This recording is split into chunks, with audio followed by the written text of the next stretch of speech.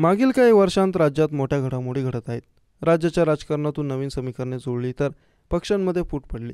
राज्याचे मंत्री आणि मुख्यमंत्री देवेंद्र फडणवीस यांचे निकटवर्तीय समजले जाणारे गिरीश महाजन यांच्या वक्तव्याने राज्यात पुन्हा भूकंप येणार का याची चर्चा सुरू झाली. मुख्यमंत्री देवेंद्र फडणवीस यांनी ठरवलं तर राज्याला उपमुख्यमंत्री मिळू शकतो असं त्यांनी म्हटलं. बीडमधील सरपंच संतोष देशमुख हत्या प्रकरणातील आरोपीनंतर धनंजय मुंडे यांनी मंत्रिपदाचा राजीनामा दिला.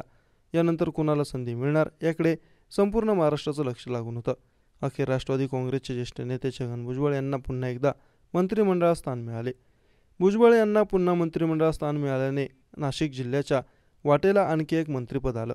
त्यामुळे आता भुजबळ देखील नाशिक जिल्ह्याच्या पालकमंत्रीपदावर देखील दावा करणार अशा चर्चा सुरू झाल्या.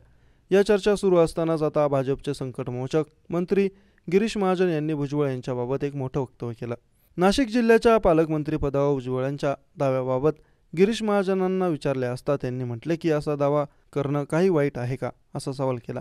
त्यानंतर महाजन यांनी म्हटले की मुख्यमंत्री देवेंद्र फडणवीस यांनी ठरवलं तर काही होऊ शकतं. ते तिसरे उपमुख्यमंत्री देखील होऊ शकतात.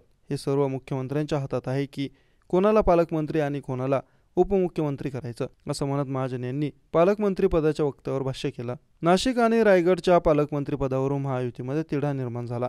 रायगडमध्ये राष्ट्रवादी आणि शिवसेना शिंदे गटात तिढा आहे, तर नाशिक पालकमंत्रीपदावरून महायुतीमध्येच दावे प्रतिदावे रंगले आहेत.